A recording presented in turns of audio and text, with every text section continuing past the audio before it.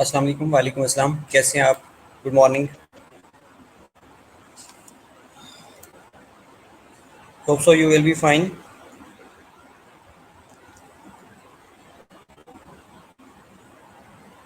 Okay, तो आज आप लोगों का क्विज है सीवीएस का।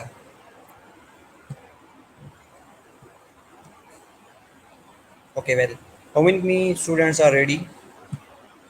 कितने लोगों ने चीज़ें याद की हुई हैं? अनटिल अनलेस के जब तक बाकी लोग ऑनलाइन नहीं होते, हम थोड़ा सा सीवीएस को डिस्कस कर लेते हैं। ओके वेल, सीवीएस क्या चीज़ उसमें मुश्किल लगी है आप लोगों को? सीवीएस में अगर हम डिस्कस करना चाहें सीवीएस को, क्या चीज़ ऐसी है मुश्किल जो लगी है? आप लोगों ने पढ़ा ही नहीं होगा। जज़ाकल्लाह बेटा, thank you very much. I am more than excellent, more than fine. Okay, आज हमने जो डिस्कस करना है that is about small intestine, जो कि हम लास्ट टाइम भी डिस्कस कर रहे थे। अगेन हम उसको एक पीपीटी के ऊपर देख लेते हैं। उससे पहले हम डिस्कस कर लेते हैं रिगार्डिंग सीवीएस, जो कि आप लोगों का आज क्वीज़ है। उसको डिस्कस कर लेते हैं। थोड़ा सा आउट टू नो होना चाहिए अगर आप लोगों ने कुछ पढ़ा है। अच्छा, मुश्किल लगा है चैप्टर बेटा? मुश्किल उसमें क्या था? Definitely you are ready. Okay well, layer of heart. अच्छा, लेयर ऑफ हार्ट में बेटा क्या था? एंडोकार्डियम है, पेरिकार्डियम है, मायोकार्डियम है, एपिकार्डियम है। Okay okay. बेटा सारा सिलेबस में यही होगा जो हमने पढ़ा है वो टोटली जो हम डिस्कस कर चुके हैं, जो चीज़ें हम पढ़ चुके हैं उसमें सारा ही इंक्लूडेड होगा। ये नहीं होगा कि कोई चीज़ें एक्सक्लूडेड होगी। तो आपका जो नेक्स्ट,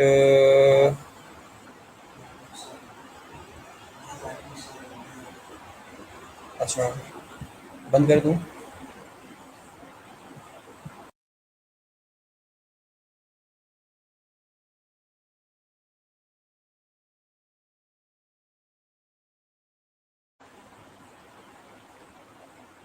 ओके, तो सिलेबस के बारे में बात कर रहे थे। अच्छा बेटा, छुट्टी नहीं है, पूरी रातें आपके पास हैं, पूरे दिन आपके पास हैं। बेटा बुक और स्लाइड में जो स्लाइड्स थी उसमें कुछ चीज़ें एडिशनल होंगी। डिफरेंट कभी भी चीज़ नहीं होएगी कि बुक में कुछ और चीज़ लिखी हुई है और स्लाइड्स के अंदर कोई और चीज़ लिखी हुई है। ये पॉसिबल ही नहीं है, राइट? तो बुक और जो स्लाइड्स होगी वो सेम सेम होती हैं, लेकिन स्लाइड्स के अंदर कुछ एक्स्ट्रा चीज़ें मैंने डाली हुई थी, वो जो कि गाइडेंस से मुझे मिली या किसी और बुक से मिलती हैं, तो मैं उसमें इंक्लूड कर देता हूँ। अच्छा, ओके वेल, तो मैं आपको बता रहा था कि आपके पास पूरी पूरी नाइट्स पड़ी हैं पढ़ने के लिए। इवनिंग टाइम में पढ़ा, 4-4 PM के बाद आप लोग पढ़ सकते हैं इजीली। ओके वेल, एडिशनल है तो एडिशनल में बेटा हो सकता है एमसीक्यूज भी एडिशनल में से आ जाए, फिर क्या करोगे? तो आपको चाहिए कि आप बुक भी पढ़ें। बुक पढ़ने के बाद अगर आपने रिव्यू लेना होता है तो देन स्लाइड्स पे चले जाया करें। अगर स्लाइड्स पढ़ के आपको चीज़ें रिवाइज हो जाएंगी। नो बेटा, इशू कोई नहीं होगा, स्लाइड से कर लें या बुक से कर लें। मैं तो कहता हूँ कि अगर आप बुक से कर लें तो आपका एक अच्छा कंसेप्ट डिवेल्प हो जाएगा। उसके बाद अगर आप स्लाइड्स पे मूव करेंगे तो आपको स्लाइड्स इजी लगेंगी। वेल, तो सीवीएस के बारे में कोई भी क्वेरी हो, कोई क्वेश्चन हो जो आपके माइंड में आ रहा हो, आपने पढ़ा हो, आपको समझ ना आई हो, तो आप अभी पूछ सकते हैं। और 3 to 4 PM आप लोगों का क्विज़ है वो ऑनलाइन हो जाएगा, उसको आप अटैम्प्ट कर सकेंगे, राइट?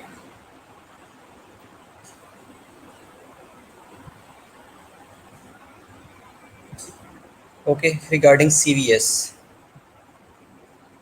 पल्मोनरी सर्कुलेशन के बारे में क्वेश्चन हो, सिस्टेमिक सर्कुलेशन के बारे में कोई क्वेश्चन हो, कोई भी क्वेरी हो तो जल्दी से पूछ लें। उसके बाद हम अपना स्मॉल इंटेस्टाइन को डिस्कस करते हैं। Okay, intrinsic firing. कौन बता रहा है कि इंट्रिंसिक फायरिंग क्या होती है? किस किस ने पढ़ा है? बेटा सिलेबस जितना आप लोगों ने पढ़ा है वो सारा ही होगा।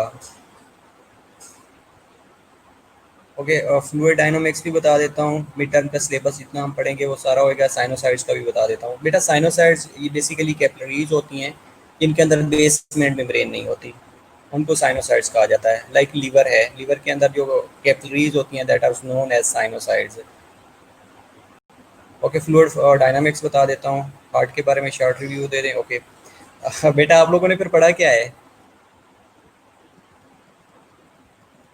बेटा सिलेबस कम होने वाला ही नहीं है, सिलेबस कम करने के लिए नहीं कहना आप लोगों ने। ब्लड वेसल्स की लेयर के बारे में पढ़ा है?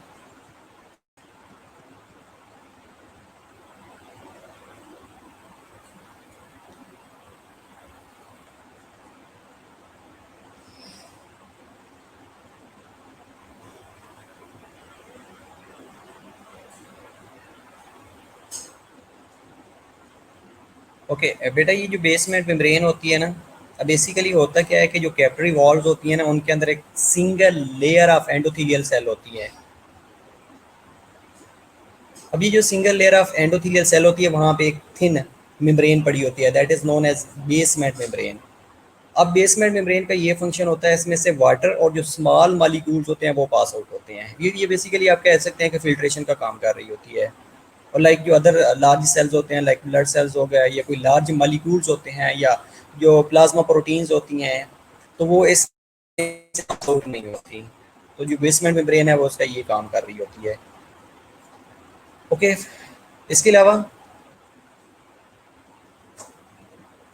लेयर्स लेयर्स कौन कौन सी होती हैं? Tunica, adventitia, media, intima. तो आप लोगों ने अच्छा पढ़ा होगा। अच्छा, पेरी कैपिलरी सफिंटर्स।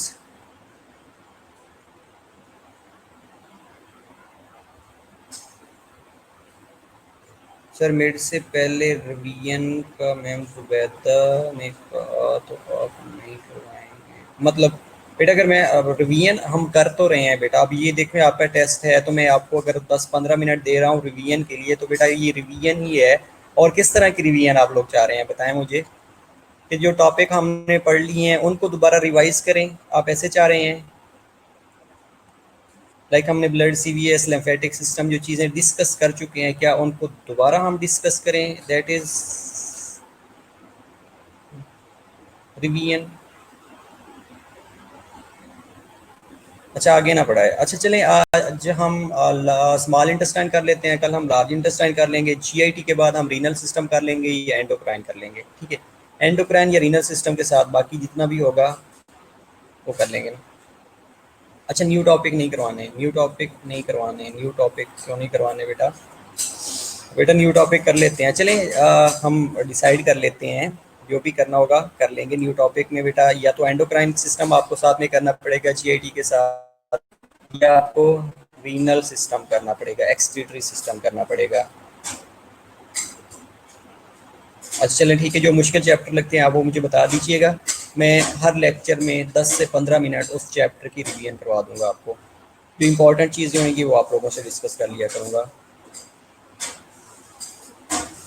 ओके, जो पढ़े हैं वो रिवाइज कर लें। ओके, जो पढ़े हैं वो भी हम डेली 15 मिनट्स में रिवाइज कर लिया करेंगे।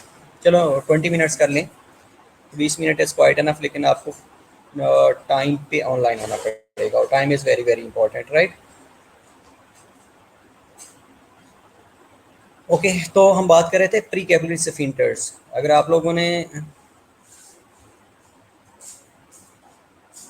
अच्छा दोबारा रिवाइज रिव्यू करने हैं, ओके बेटा रिव्यू कर लेंगे।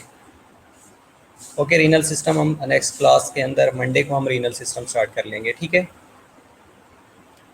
ओके, चलें। एक क्वेश्चन वाज दैट कि प्री कैपिलरी स्फिंक्टर क्या होते हैं? अगर आपने सीवीएस पढ़ा है तो उसके अंदर है प्री कैपिलरी स्फिंक्टर, वो क्या होते हैं? बेटा जो पढ़ लिया है वो काफ़ी नहीं है बेटा, ये चीज़ें हम ग्रुप में डिस्कस करते हैं, ठीक है? क्लास के बाद डिस्कस कर लेंगे, शाम में डिस्कस कर लेंगे, 4 PM के बाद डिस्कस कर लेंगे, लेकिन अभी हम क्लास कंटिन्यू कर लेते हैं, राइट? तो मेरा क्वेश्चन ये है कि प्री कैपिलरी स्फिंक्टर क्या होते हैं बेटा, अगर आप लोगों ने पढ़ा है तो? कैपरी से पहले होते हैं। अच्छा, कैपरी से पहले होते हैं, उनको प्री कैपरी सफिंक्टर कहते हैं। Very bad.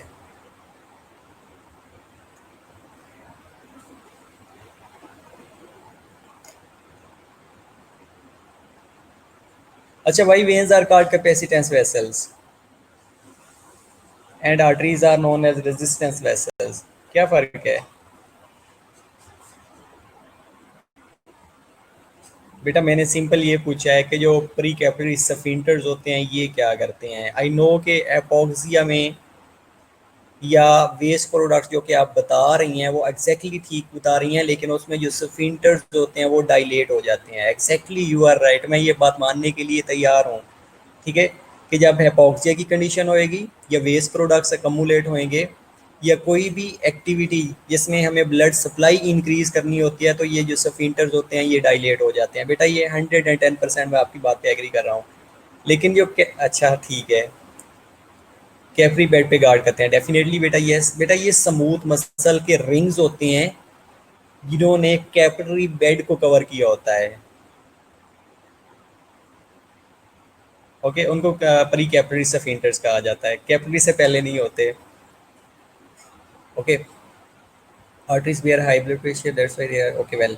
Arteries bear exactly you are right कि arteries जो हैं ये high blood pressure को bear करती हैं, that's why they are called resistance blood vessels। और capacitance blood vessels are known as veins। तो veins को क्यों capacitance vessels कहा जाता है? अच्छा, veins can hold more than 2/3 of blood। Okay, सिर्फ hold की वजह से इनको capacitance vessels कहा जाता है।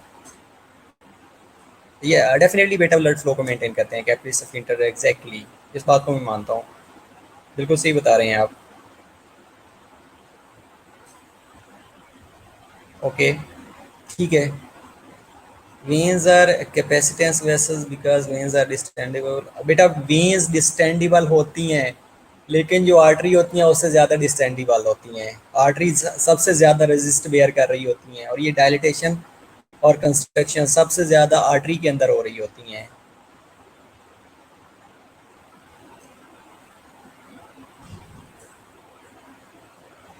ओके, 2/3 ऑफ द ब्लड, चलो बिकॉज ठीक है, दे आर डिस्टेंडेबल। ठीक है, चलें, थोड़ा बहुत आप लोगों को पता है। इसके अलावा कैपिलरी हीमोडायनामिक्स की बात कर रहे थे, कोई पूछ रहा था कि कैपिलरी हीमोडायनामिक्स क्या होता है। तो बेटा इसमें दो प्रेशर इंपॉर्टेंट है, one is hydrostatic pressure and other is okay hold large portion of the blood. Very good, ठीक है।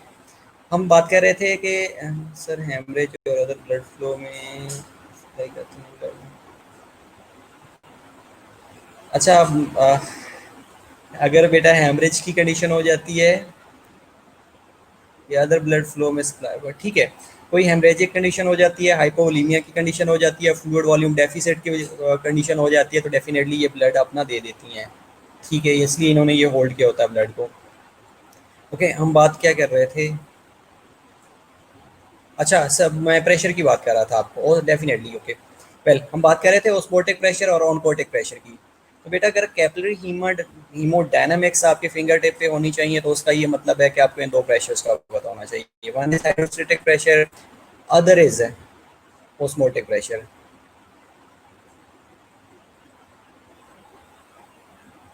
अब ये जो हाइड्रोस्टेटिक प्रेशर होता है ये बेसिकली फ्लूइड वॉल्यूम की वजह से होता है, और दूसरा होता है ऑनकोटिक प्रेशर, या उसे ऑस्मोटिक प्रेशर भी कहा जाता है। ये होता है प्रोटीन की वजह से। अब ये जो प्रोटीन्स होती हैं उनके अंदर मेनली एल्ब्यूमिन प्रोटीन होती है, और एल्ब्यूमिन प्रोटीन कहाँ से सिंथेसाइज हो रही होती है? लीवर से। ठीक है, अब होता क्या है कि अगर हम कैपिलरी हीमोडायनामिक्स की बात करते हैं, इससे इससे पहले भी हमने बहुत सी चीज़ें डिस्कस करनी है, चलो एक रिव्यू ले लेते हैं 5-4 मिनट के लिए। और इसमें ये होता है कि बेटा जो फ्लूइड होता है ना, ये जो गैसेज एक्सचेंज हो रही होती हैं इन इटरनल रेस्पिरेशन, तो ये जो प्रोसेस हो रहा होता है that is diffusion of fluid, nutrients and waste products between the capillary और सेल के दरमियान हो रहा होता है। अब वहाँ पे मेनली दो प्रेशर को मेंटेन किया जाता है, one is hydrostatic pressure and other is oncotic pressure. बेटा जो हाइड्रोस्टेटिक प्रेशर होता है ना, ये मेनली फ्लूइड वॉल्यूम की वजह से होता है, और जो ऑनकोटिक प्रेशर होता है ना, ओके वेल, जो exactly you are right, hydrostatic pressure fluid को बाहर निकाल रहा होता है, बिल्कुल ठीक है आप बता रही हैं। और जो ऑनकोटिक प्रेशर होता है ना, ये फ्लूइड को वापस खींच के लेके आ रहा होता है, ब्लड वेसल का हिस्सा बना रहा होता है। अब हिस्सा कैसे बनाता है ये हम देख लेते हैं कि अगर हम बात करें, okay okay, good good good good, इसका मतलब आप लोगों ने पढ़ा हुआ है, लेकिन एक छोटी सी मेरी बात भी सुन लें, बाकी लोग जिन्होंने नहीं पढ़ा उनके लिए है कि वो भी पढ़ें और अच्छे अच्छे आंसर दें। इटर्नली हैप्पी फीलिंग आ रही हैं। बेटा जब अर्टीरियल एंड होता है ना, तो वहाँ पे जो हाइड्रोस्टेटिक प्रेशर होता है वो 5 किलो पास्कल होता है, इसे round about 35 millimetre of mercury भी कहा जाता है। अब ये जो प्रेशर है ना, हाइड्रोस्टेटिक प्रेशर, ये फ्लूइड वॉल्यूम की वजह से होता है। अब जैसे फ्लूइड वॉल्यूम की डिस्ट्रीब्यूशन हो जाती है, तो ये जो प्रेशर हाइड्रोस्टेटिक प्रेशर है ये कम होना शुरू हो जाता है। लेकिन इसका जो अपोजिंग प्रेशर होता है दैट इज ऑनकोटिक प्रेशर, या उसको ओस्मोटिक प्रेशर भी कहा जाता है। अब ये जो ओस्मोटिक प्रेशर होता है ये 25 मिलीमीटर ऑफ मरकरी होता है, जो कि राउंड अबाउट 3 किलो पास्कल बनता है। ओके, अब हमने बात की है दो प्रेशर की। दो प्रेशर में एक मैंने बताया कि हाइड्रोस्टेटिक प्रेशर होता है, यस, ओके। एक होता है हाइड्रोस्टेटिक प्रेशर, उसका जो अपोजिंग प्रेशर होता है दैट इज ओस्मोटिक प्रेशर। एक होता है 35 मिलीमीटर ऑफ मरकरी, वो हाइड्रोस्टेटिक प्रेशर होता है, और जो दूसरा होता है वो 25 मिलीमीटर मरकरी होता है, ये ऑनकोटिक प्रेशर होता है। अब जो ऑनकोटिक प्रेशर है ये प्रोटीन की वजह से है, प्लाज्मा प्रोटीन की वजह से है, और जो हाइड्रोस्टेटिक प्रेशर है ये फ्लूइड वॉल्यूम की वजह से है। अब होगा क्या कि जब हम अर्टीरियल एंड की बात करते हैं तो यहाँ पे hydrostatic pressure 35 millimetre of mercury है, जो ऑन कोटिक प्रेशर है ये 25 मिलीमीटर ऑफ मरकरी है। एग्जैक्टली, वेरी गुड, कि on Kotak pressure remains constant. Okay, तो उसमें होगा क्या कि जब फ्लूइड मूव करेगा ना, तो जो आर्टरी हैं या कैपिलरीज की अगर हम बात करें, तो कैपिलरी बेड के ऊपर जो फ्लूइड है आउटसाइड द ब्लड वेसल जाएगा, इंटरस्टिशियल स्पेस के अंदर जाएगा, क्योंकि जो इंटरस्टिशियल स्पेस के अंदर सेल पड़े हैं उनको न्यूट्रिएंट्स चाहिए होते हैं, उनको ऑक्सीजन चाहिए होती है, उनका वेस्ट प्रोडक्ट्स एलिमिनेट होना होता है, तो ये कैपिलरी बेड के ऊपर ये सारी चीज़ें एक्सचेंज हो रही होती हैं। Got it? तो हम बात कर रहे थे अपोजिंग दो फैक्टर्स की, दो फोर्सेस की, तो दो प्रेशर्स की, तो वो दो प्रेशर हाइड्रोस्टैटिक प्रेशर था और ऑनकोटिक प्रेशर था। हाइड्रोस्टैटिक प्रेशर ने क्या किया कि कैपिलरी बेड के ऊपर आके जो फ्लूइड है उसको डिस्ट्रीब्यूट करवा दिया, ब्लड वेसल से कैपिलरी बेड से बाहर निकाल दिया, इंटरस्टिशियल स्पेस के अंदर चला गया। ओके, वेरी गुड, ठीक है। तो होगा क्या कि जब हम वेनस एंड आएगा ना, अब वेनस एंड कैसे बनते हैं, अगर हम बात करें एक सिस्टेमिक सर्कुलेशन की, तो एओर्टा होता है, then arteries, then arterioles, then capillaries, then venules, then veins है। ओके, तो जब कैपिलरीज के ऊपर डिस्ट्रीब्यूशन हो जाती है उसके बाद इसने अकमुलेट होना होता है, फ्लूइड ने विन्योल्स का हिस्सा बनना होता है, विन्योल्स के बाद वेन का हिस्सा बनता है, then superior inferior vena cava के अंदर राइट एट्रियम के अंदर चला जाता है। Got it? तो जब वेनस एंड आएगा ना, पहले अर्टीरियल एंड था, अर्टीरियल एंड के ऊपर हाइड्रोस्टेटिक प्रेशर ज़्यादा था, ऑनकोटिक प्रेशर कम था, और जब वेनस एंड आएगा तो वहाँ पे जो फ्लूइड की वजह से प्रेशर था वो तो फ्लूइड इंटरस्टिशियल स्पेस के अंदर चला गया है, फ्लूइड की डिस्ट्रीब्यूशन हो गई है, तो अल्टीमेटली उसके रिजल्ट में जो हाइड्रोस्टेटिक प्रेशर है वो कम हो जाएगा। अब कम कितना होएगा, अगर हम सॉरी अगर हम वेनस एंड की बात करें, तो वेनस एंड के ऊपर जो कि हाइड्रोस्टेटिक प्रेशर है वो मैक्सिमम मैक्सिमम 2 किलो पास्कल तक रह जाता है, जो कि 15 मिलीमीटर ऑफ मरकरी है। और जो ऑनकोटिक प्रेशर होता है वो प्रोटीन की वजह से होता है, क्योंकि प्रोटीन पास आउट होकर इंटरस्टिशियल स्पेस में नहीं जाती, लेकिन माइन्यूट अमाउंट में ज़रूर जा रही होती हैं, जो कि अगेन लेफ्ट का हिस्सा बन जाती हैं। ओके, तो जो लार्ज प्रोटीन थी वो पास आउट होती नहीं है, तो इस वजह से जो ऑनकोटिक प्रेशर है वो मेंटेन रहता है। अब ऑनकोटिक प्रेशर क्या करता है, हाइड्रोस्टेटिक प्रेशर जैसे ही कम होता है, ऑनकोटिक प्रेशर उस सारे फ्लूइड को जो कि इंटरस्टिशियल स्पेस के अंदर था उसको अगेन खींच के वेन का हिस्सा बना देता है। जैसे ही वेन का हिस्सा बनाएगा तो अगेन आपकी जो कार्डियक आउटपुट है, ये स्ट्रोक वॉल्यूम है, ये जो वेनस रिटर्न है वो मेंटेन की जा सकती है। तो ये था कैपिलरी हीमोडायनामिक्स के बारे में। ठीक है,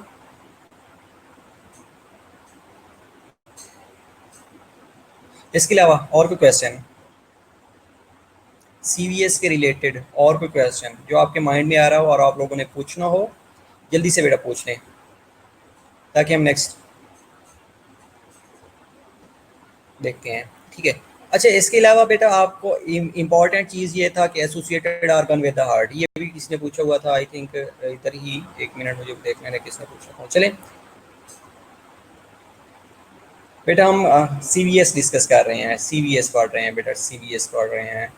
वो स्मॉल इंटेस्टाइन आपको शो हो रही होगी। ओके बेटा, एसोसिएटेड आर्गन अगर हम बात करें हार्ट की, तो इसको याद रखना कितना इजी है।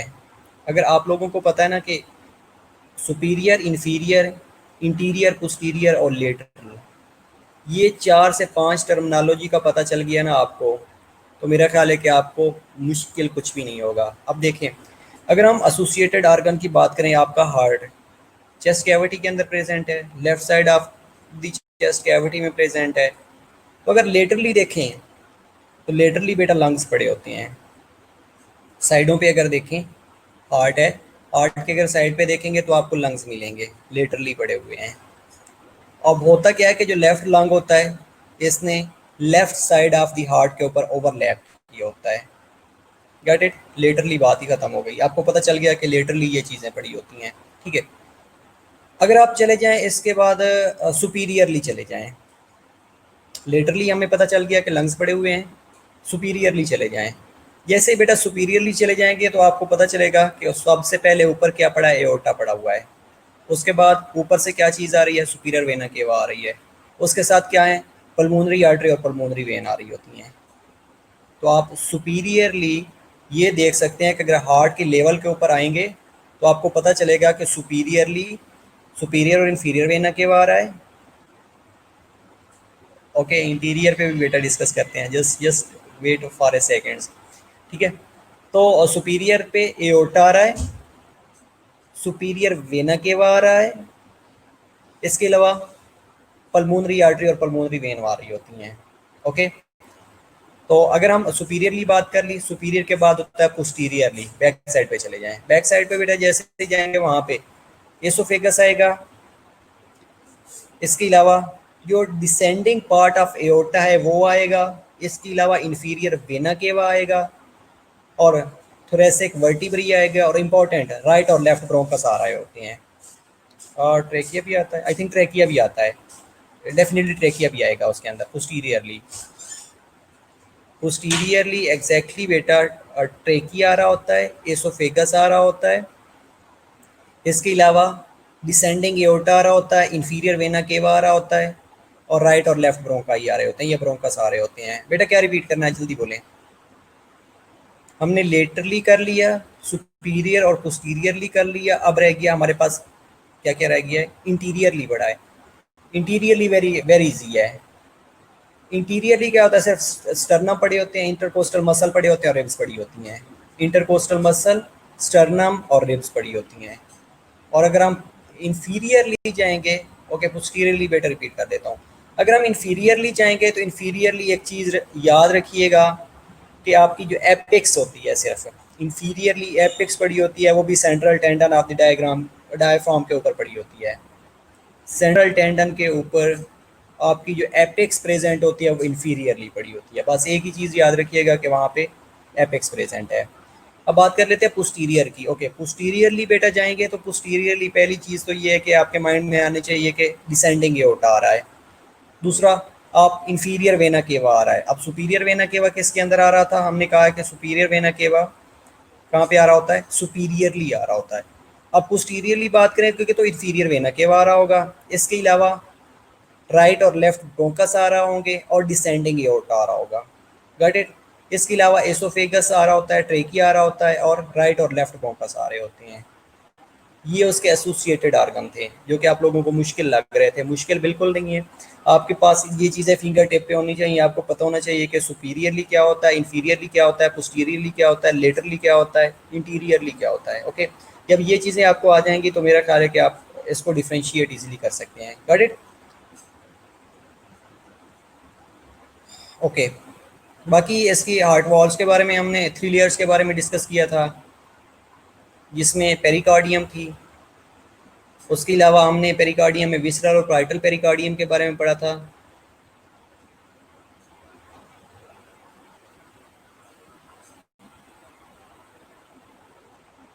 बेटा एपिक्स टूवर्ड्स राइट होता है। राइट का क्या मतलब है, आप डेक्स्ट्रोकार्डिया की बात कर रही हैं कि जिनका हार्ट ही लेफ्ट साइड राइट साइड पे होता है, that condition is known as dextrocardia.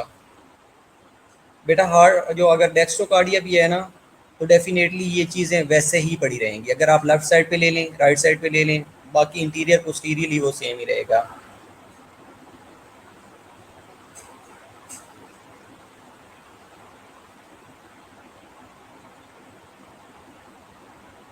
Okay, pericardium के अंदर बेटा कुछ टर्म क्या क्या समझनी है? ओके, मैं बता देता हूँ कि पेरिकार्डियम के अंदर इंपॉर्टेंट चीज़ें क्या हैं। पोस्टीरियर में थोरेसिक वर्टिब्रा, यस होता है एग्जैक्टली। Thank you. एग्जैक्टली होता है बेटा, पोस्टीरियर में थोरेसिक वर्टिब्रा बिल्कुल है, प्रेजेंट है। अच्छा, वाह गुड, पढ़ा हुआ है आपने, वेल। ठीक है, तो बेटा पेरिकार्डियम के अंदर कौन कौन सी टर्मिनोलॉजीज है मैं आप लोगों को बता देता हूँ कि सर जिनके हार्ट राइट साइड पे होता है तो नो नो बेटा नेचुरल होता है। 1 लाख में से एक बंदे को होता है, जो रिसर्चेस कहती हैं कि 1 लाख पीपल में से एक बंदा होता है जिसको डेक्स्ट्रोकार्डिया होता है। डेक्स्ट्रो डेक्स्ट्रो बेटा, DEXTRO, डेक्स्ट्रोकार्डिया, डेक्स्ट्रोकार्डिया, DEXTROCARDIA, जिनका हार्ट राइट साइड पे होता है। ओके, हाँ प्राइटल पेरिकार्डियम की आप बात कर रहे हैं, ठीक है, ये भी मैं आपको डिस्कस कर लेता हूँ। बेसिकली पेरिकार्डियम क्या होती है कि आउटर मोस्ट लेयर होती है। अब इसके अंदर दो सैक होती हैं। अब दो जो सैक होते हैं वो कंसिस्ट ऑफ फिब्रस पेरिकार्डियम। अब जो फिब्रस पेरिकार्डियम है ना, इनके अंदर डबल लेयर होती हैं जो कि सीरियस मेम्ब्रेन बना रही होती हैं। अब ये जो डबल लेयर्स होती हैं ये कन्वर्ट हो जाती हैं। आउटर लेयर होती है पेरिकार्डियम, उसके अंदर प्राइटल पेरिकार्डियम होती है और देन विस्टल पेरिकार्डियम होती है। इनके दरमियान स्पेस होती है, उस स्पेस को पोटेंशियल स्पेस कहा जाता है। और इनके दरमियान एक फ्लूइड सेक्रेट हो रहा होता है और फ्लेटेड एपिथेलियल सेल उस फ्लूइड को सेक्रेट कर रहे होते हैं, उनको कहा जाता है pericardial fluid. Okay got it. अब ये जो पेरिकार्डियल फ्लूइड है ये क्या करता है, ये उनको फ्रिक्शन से बचा रहा होता है। ओके ठीक है, तो इसमें प्राइटल पेरिकार्डियम और विसरल पेरिकार्डियम क्या है कि जो प्राइटल पेरिकार्डियम होती है ना, ये जो फिब्रस पेरिकार्डियम है उसके साथ अटैच हुई पड़ी होती है, और जो प्राइटल पेरिकार्डियम है वो हार्ट मसल के साथ अटैच हुई पड़ी होती है। ये बेटा उनकी डिफ्रेंशिएशन है। अगेन बता रहा हूँ बेटा कि जो प्राइटल पेरिकार्डियम है ये फिब्रस पेरिकार्डियम के साथ इसने अटैचमेंट की होती है, और जो विसरल पेरिकार्डियम है ये हार्ट के साथ इसने अटैच की होती है।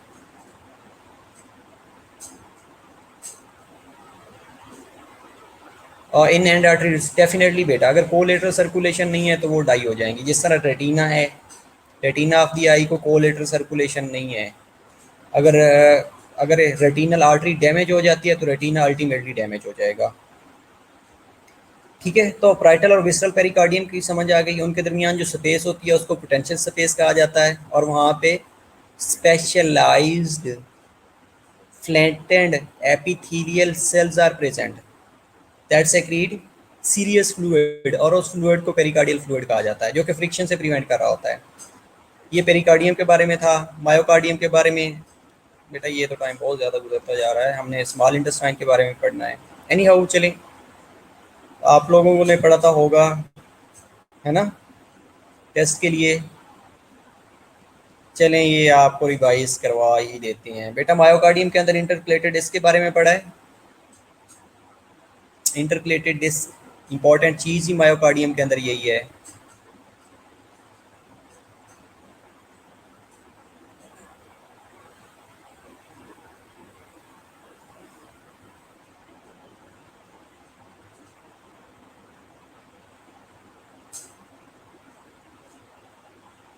ओके वेल, तौसीफ अभी आए हो, ठीक है।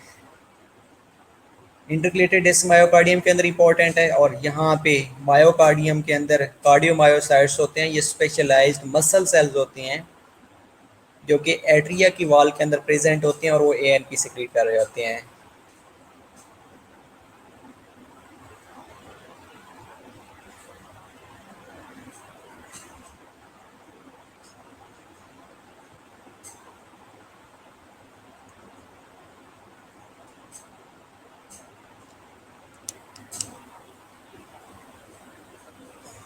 ओके बेटा, मैडम बहुत ज़्यादा आंसी आई है मुझे, लेकिन इट्स ओके, ठीक है।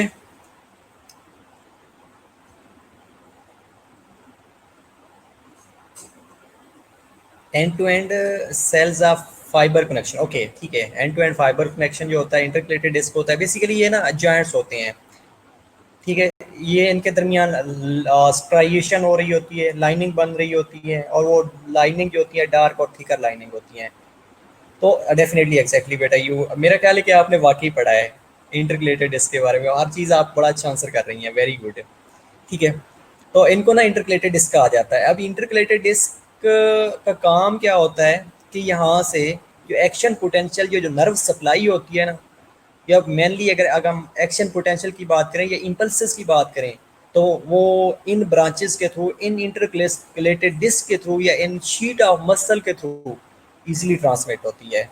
तो इंटरकलेटेड डिस्क जो है ये क्या करती हैं कि जितने भाई एक्शन पोटेंशियल हो रहा होता है, या कंडक्शन सिस्टम के अगर हम फाइबर्स की बात करें या हम इलेक्ट्रिकल सिग्नल्स की बात करें, तो यहाँ से आगे एक दूसरे को ट्रांसमिशन हो रही होती है। दूसरा इसके अंदर मायोकार्डियम के अंदर इंपॉर्टेंट चीज़ एएनपी के बारे में है। एएनपी क्या करता है? ANP ANP atrial नाइट्रोयूरेटिक peptide. ये बेटा एमसीक्यूज में कैसे आता है कि एमसीक्यूज में ये आ रहा होता है कि जो एएनपी है ना, ये एंटागोनाइज करता है द एक्शन ऑफ, उसमें डिफरेंट हार्मोन्स के नाम दिए जा रहे होते हैं। और मैं एल्डोस्टोन, एल्डोस्टोन क्या करता है, हमने डिस्कस किया था कि ये सोडियम और वाटर को रीअब्जॉर्ब करवाता है किडनी से, लेकिन जो एनपीएन को एलिमिनेट करवा देता है, तो इसलिए ये एंटागोनाइज कर रहा होता है। और ऐसी कंडीशन जिनमें के अंदर फ्लूइड वॉल्यूम एक्सेस हो चुका होता है, फ्लूइड वॉल्यूम ज़्यादा होता है, ब्लड प्रेशर ज़्यादा होता है, इसके अलावा सोडियम का लेवल अगर ज़्यादा होता है या वाटर का लेवल ज़्यादा होता है, तो उसके रिजल्ट में ये सिक्रेट कर रहे होते हैं specialised muscle cells in the walls of atria. Yes exactly, ये कार्डियोमायोसाइट्स होते हैं बेटा, उनको कहा जाता है, जो कि एनपी को सिक्रेट कर रहे होते हैं।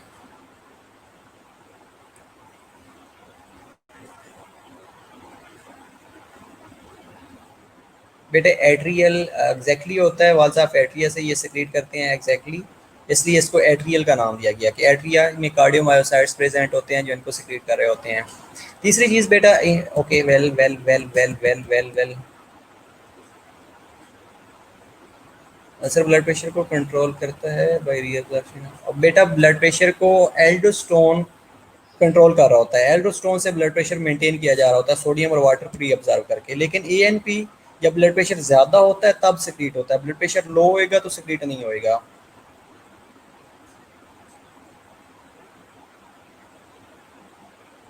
बेटा ये जो इम्पल्सेस है ना, ये जब एट्रिया के ऊपर फोर्सफुली कंट्रैक्शन होएगी, फ्लूइड वॉल्यूम एक्सेस होएगा, उसको फोर्सफुली कंट्रैक्ट करना पड़ेगा, तब जाके ये सिक्रेट होता है, इसकी स्टिमुलेशन होना शुरू हो जाती है। ओके बेटा, आप लोगों ने अभी अभी पढ़ा है और मैंने पहले पढ़ा हुआ है, ठीक है। ओके अगर हम एंडोकार्डियम की बात करते हैं बेटा, एंडोकार्डियम में इंपॉर्टेंट वाल्व्स के बारे में है। अब जो वाल्व्स होते हैं ये मेरे ख्याल है मैंने आपको अच्छी तरह करवाए थे, है ना, मुश्किल नहीं होएगा। इसके अलावा इंपॉर्टेंट चीज़ जो कंडक्शन सिस्टम है, और कंडक्शन सिस्टम में तीन चीज़ें मैंने बताई थी, ऑटोरिथमिसिटी था, कंडक्टिविटी था, कंडक्टिविटी। इसके अलावा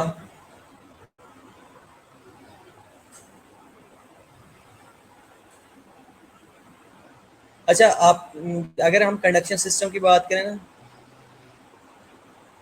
ओके अगर हम कंडक्शन सिस्टम की बात करें ना, तो एक चीज़ आपकी बुक में मैंने पढ़ी थी जब आप लोगों को पढ़ा रहा था, तो उसमें ये लिखा हुआ था कि हार्मोनल कंट्रोल और नर्वस कंट्रोल जो है ये कंडक्शन सिस्टम के ऊपर नहीं है, और ना ही ये जो हार्ट है कोई एक्सटर्नल मैकेनिज्म से कंट्रोल होता है। ये मैंने उस दिन भी बताया था आप लोगों को।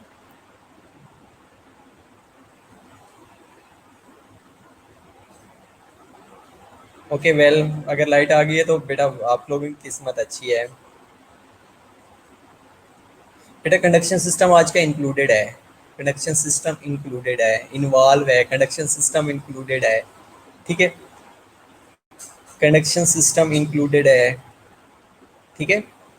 तो उस आपकी बुक में एक चीज़ मेंशन की हुई थी मैंने, बेटा इंक्लूडेड है, चलें पढ़ लीजिएगा, मैं आप लोगों को 10-15 मिनट टाइम दे दूंगा, 3 बजे के बाद मैं आप लोगों को 10-15 मिनट पढ़ने के लिए टाइम दे दूंगा, नथिंग टू वरी, ठीक है। तो मैं आपको बता रहा था कि आपकी बुक के अंदर ना एक चीज़ लिखी हुई थी जिसमें उन्होंने कंडक्शन सिस्टम में ये लिखा हुआ था कि इसके ऊपर ना कोई नर्वस सिस्टम का कंट्रोल होता है ना कोई हार्मोनल कंट्रोल हो रहा होता है, लेकिन ये आई थिंक बुक के अंदर मिस्टेक है। ठीक है, हार्मोन भी कंट्रोल कर रहे होते हैं, लाइक अगर हम एपिनेफ्रीन और नॉरएपिनेफ्रीन की बात करें बेटा, आप conduction system was included. Okay, wait wait wait wait, पहले ये चीज़ मुझे क्लियर करने दें, उसके बाद हम बात कर लेते हैं। बेटा मैं 15 मिनट आपको 20 मिनट दे दूंगा कंडक्शन सिस्टम पढ़ने के लिए। ठीक है, तो हम बात कर लेते हैं कंडक्शन सिस्टम की। Just just just wait. Okay, तो बेटा अगर हम एग्जैक्टली आप सिंपैथेटिक और पैरासिम्पैथेटिक नर्वस सिस्टम की बात करेंगे, जहाँ पे भी पढ़ेंगे ना आप ये कहेंगे कि जो सिंपैथेटिक डिवीजन होती है ना, वो हार्ट रेट को इंक्रीज करवा रही होती है। ठीक है, अब दूसरी जब आप बात करेंगे ना कि पैरासिम्पैथेटिक है, तो आप कहेंगे कि ये हार्ट रेट को कम करवाती है। Same condition with circulating hormones. तो नेक्स्ट अगर आप अपनी बुक देखेंगे तो उसमें भी जहाँ पे हार्ट रेट लिखा होगा, फैक्टर्स अफेक्टिंग हार्ट रेट लिखा होगा, तो उसके अंदर अगर अ, आपकी बुक में होगा, मेरा ख्याल है, आई थिंक कि होगा कि हार्ट रेट को फैक्टर्स कौन कौन से कंट्रोल कर रहे होते हैं, तो वहाँ पे बेटा ऑटोनोमिक एक्टिविटी जरूर लिखी होगी, उसके अंदर सर्कुलेटिंग हार्मोन जरूर लिखे होंगे। अगर हार्ट रेट इफेक्ट ना होता तो वहाँ पे हार्ट रेट ना लिखा होता। और एक चीज़ इंपॉर्टेंट डिस्कस कर लेते हैं कि अगर मैंने आपको कहा था कि फ्राइटनिंग कंडीशंस, ऐसी कंडीशन जहाँ पे आप डर जाते हैं तो आपका जो हार्ट रेट है वो बढ़ जाता है, तो उस टाइम आपका जो सिंपैथेटिक नर्वस सिस्टम है वो एक्टिवेट हो चुका होता है। जैसे सिंपैथेटिक नर्वस सिस्टम एक्टिवेट होता है तो हार्ट रेट को बढ़ा देता है। ओके, और जब आप रिलैक्सिंग टाइम में होते हैं तो अल्टीमेटली आपका जो पैरासिम्पैथेटिक नर्वस सिस्टम है वो एक्टिवेट होता है।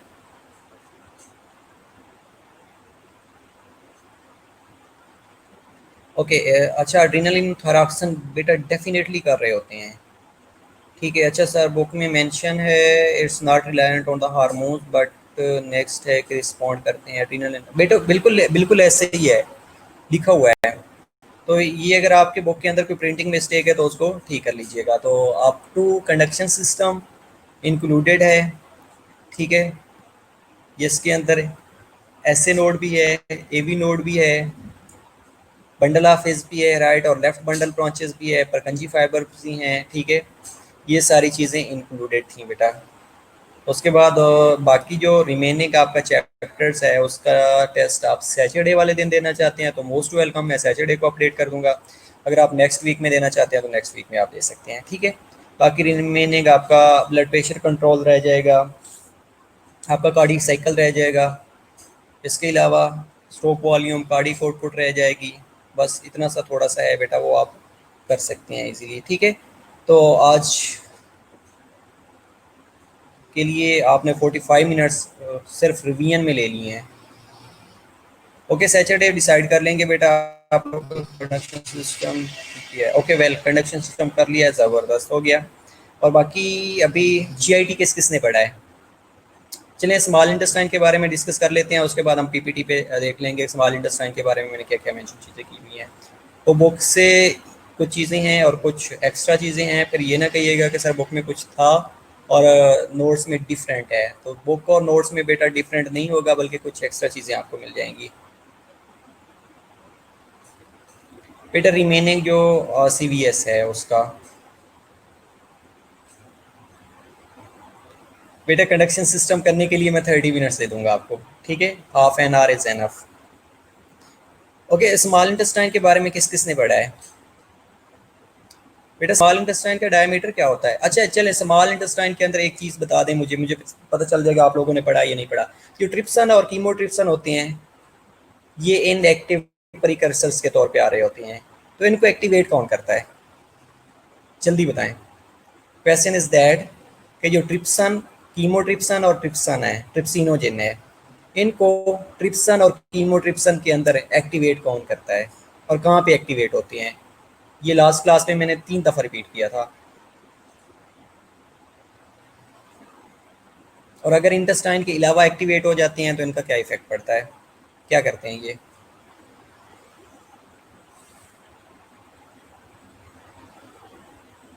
Well very good, इंटायरोकाइनेज।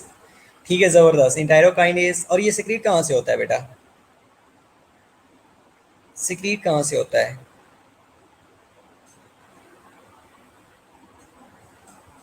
ओके चलो मैं बता देता हूँ बेटा। नो नो नो नो, ऐसे टाइम तो जैसे आएगा तब स्क्रीड होगा ना। तो इनको सिक्रीट कौन कर रहा होता है? माइक्रोविलाई बेटा कर रहे होते हैं। अब ये जो माइक्रोविलाई होते हैं बेसिकली ये फ्री बॉर्डर के साथ अटैच पड़े होते हैं, वेरी गुड। तो ये सिक्रीट कर रहे होते हैं इसको, गुड, वेरी गुड।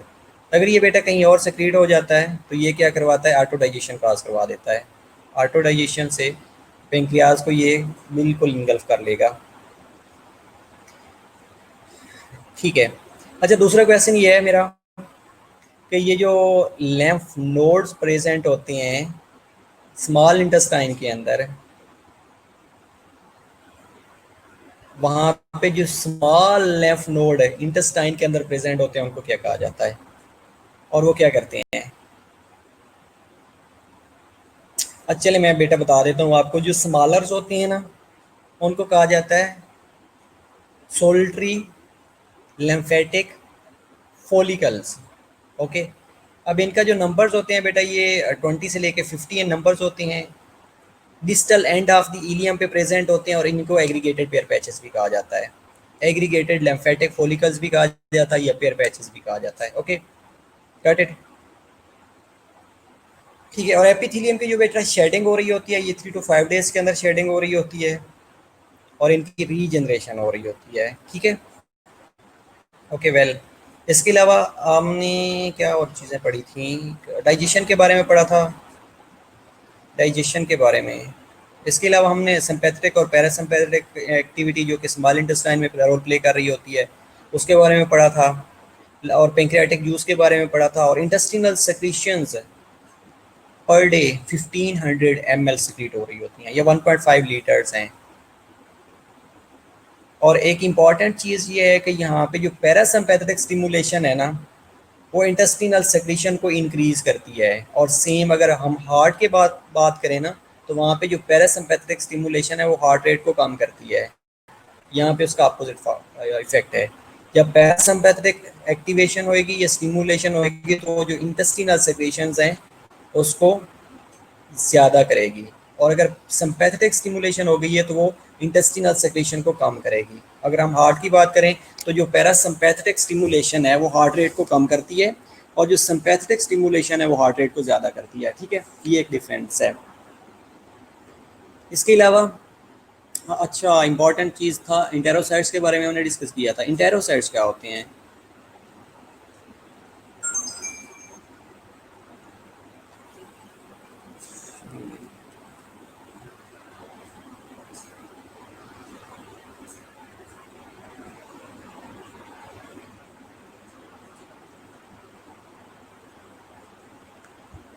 नहीं,